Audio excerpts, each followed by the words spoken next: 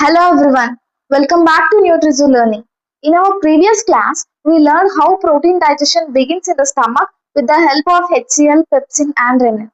But does protein digestion ends there? No, the stomach only starts the processes. The complete digestion of proteins takes place in the small intestine where proteins are finally converted into amino acids, the form our body can absorb. In today's class, we will learn inactive pancreatic enzymes, enzyme activation, digestion of proteins in small intestine, flowchart of protein digestion, and final end products of proteins. If you are revising for exams, you can watch this video at 1.25 or 1.5x. Otherwise, stay with me and let's begin. First, let us discuss inactive pancreatic enzymes. The pancreas secretes several protein digesting enzymes. But here is something interesting. These enzymes are not released in their active forms. Instead, they are released as inactive enzymes, also called as zymogens. Why? Because if these enzymes were active inside the pancreas, they would start digesting the pancreas itself.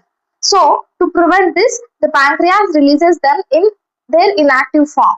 And the important inactive enzymes are trypsinogen, chymotrypsinogen, and procarboxypeptidases. These enzymes become active only after reaching the small intestine. Now let's see how this activation happens.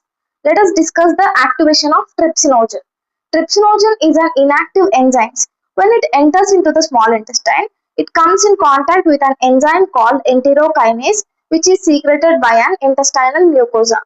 So, this enterokinase converts the trypsinogen into active trypsin. So, remember this simple reaction. Trypsinogen plus enterokinase gives trypsin. This is the first and most important activation step in protein digestion. Next, let us discuss autocatalysis. Once a small amount of trypsin is formed, it does not stop there. Trypsin starts activating more trypsinogen molecules into trypsin, and this process is called autocatalysis. In simple words, trypsin helps to produce more trypsin, and this speeds up the protein digestion in small intestine. Now, let us discuss the activation of chymotrypsinogen. Trypsin doesn't activate only itself. It also activates other pancreatic enzymes, and one important enzyme is chymotrypsinogen. Trypsin converts chymotrypsinogen into chymotrypsin. So remember, trypsin activates chymotrypsinogen to form chymotrypsin, and this is an important point in exam. Now let us discuss the digestion of proteins in small intestine. The food entering the small intestine already contains proteins, proteases and peptones, and these are acted upon by the enzymes present in pancreatic juice and intestinal juice. Digestion occurs in three simple steps. Let us understand them one by one. In first step, the enzymes such as trypsin, chymotrypsin, carboxypeptidase and aminopeptidase acts on proteins, proteases and peptones. They break these large molecules into tripeptides and dipeptides. So, after step 1, proteins becomes much smaller. In the second step, tripeptides are acted upon by an enzyme called tripeptidase. This tripeptidase converts tripeptides into dipeptides and amino acids. Some amino acids are already released during this step. And finally, in the third step, the remaining dipeptides are acted upon by another enzyme called dipeptidase. This enzyme converts dipeptides into amino acids. Now the protein digestion is complete. Now let us understand the entire process in one flow. Inactive trypsinogen is converted into trypsin by enterokinase. Trypsin activates chymotrypsinogen into chymotrypsin. Then proteins, proteases and peptones are acted upon by trypsin, chymotrypsin, carboxypeptidase and aminopeptidase, forming tripeptides and dipeptides.